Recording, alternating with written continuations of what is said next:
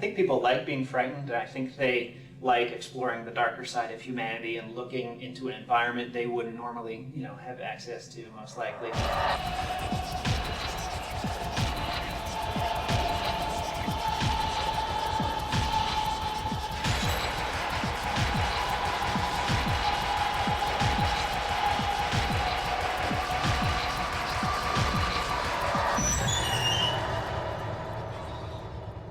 I think early on, the team would talk about what we found compelling in the horror genre, and far and away, The Shining was the movie that stood out for everyone as something that was uniquely horrific, yet not cheesy or ridiculous at the same time. It's a serious piece that is also intensely frightening.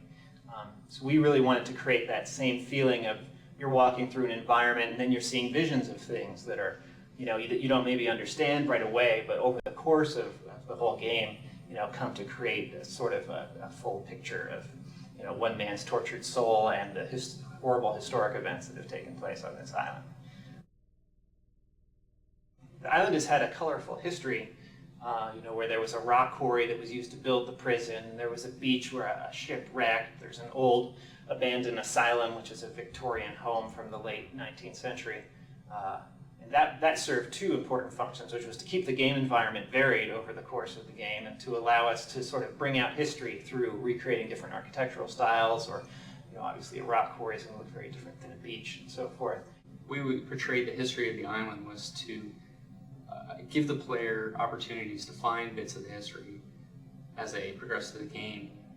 And in doing so, they uncover sort of a more macro vision of the island's nature. We didn't really want a character that looked any particular nationality or race. He really is almost Neanderthal in his appearance. He's very primal. We wanted that strength to kind of come through, so we built up some of those characteristics. A tough character that no matter what he was doing, he always came through as like a really solid, calm, tough guy. And then he looked cool no matter what he was doing. Like he was just shooting a gun, he looked good shooing a gun, and he looked tough and carried out an attitude throughout. I think the primary thing we wanted to do was make the player feel that though they were in this intensely frightening and life-threatening situation, they were in control of a character that could make it through if only they were able to manage it themselves. It's not like in some horror movies where the main characters are sort of weak and constantly tripping over roots as they're trying to run away from the guy, and they can just barely manage to survive. Torque is someone who can take on an army of creatures and blast them to bloody bits and then be ready for more. Well, the thing with Blood is it's actually a lot like a shadow map in terms of projecting geometry onto another object. So we basically take our Blood texture map, we figure out what objects collided with, and we send it through a projection matrix, and it ends up being rendered on top of the other geometry, looking like it's actually attached to it. There's actually a whole series of different effects and objects that come into play. We have everything from blood that sprays onto the wall behind you. We have the player actually will have blood spray onto him. He will be covered from face to toe. We have the enemy that you're hitting, of course, gets damaged. You can lose limbs, you can lose your head. It really feels like you're actually doing physical damage to the world. Something that was also important to me was to explore sort of the relationship between corrections officers and inmates. Since it is a prison environment, there's a lot of tension there between these sort of two factions, neither of which has really complete control over the prison. Oh, he won't say. Claims he blacked the whole thing out. A likely story. The needle's too good for him. Filthy inmate, they should all die. A likely story. The needle's too good for him. Filthy inmate, they should all die. Since we were going for sort of a continuous immersive experience, we didn't have the benefit of mission screens or voiceover narration or something helping the player along. So it was a real challenge to sort of get the characters to both talk in a way that's realistic and also in a way that'll convey the story to the player. Welcome to Carnate, inmates. Enjoy your stay.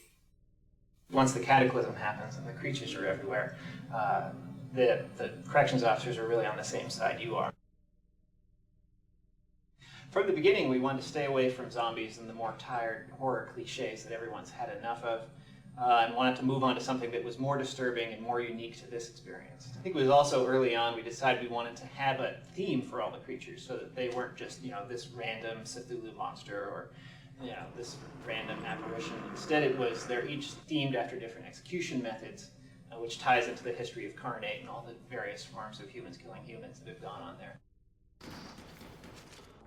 Creatures, we wanted to make them as creepy as possible, make them feel very intimidating and deadly.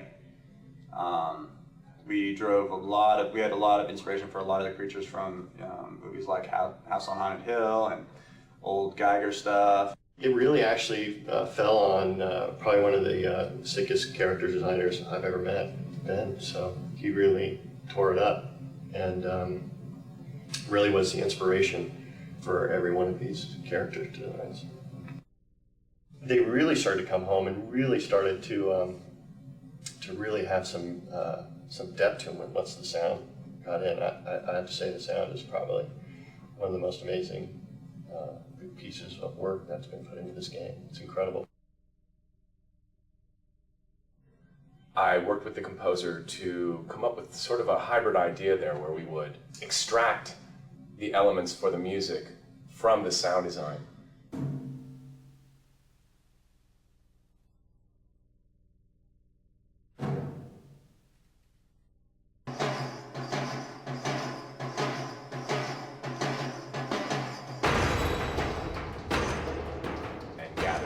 Objects that were made of various elements, stone, steel, things that had long tones.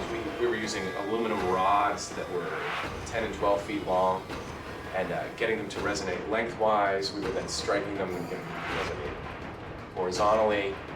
Just about anything we could think of to create sonic signatures that were not typically used in game soundtracks.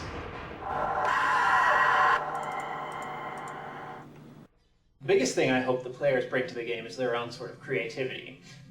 We've created sort of a world that the player can explore and can see the various historical events, but at the same time we were fairly careful not to explain too much to the player. So there's going to be a lot of sort of connecting the dots and putting your own spin on, well, I think this is what happened here, or understanding Torque's backstory. Different players may see it differently, and that's important since you are Torque going through.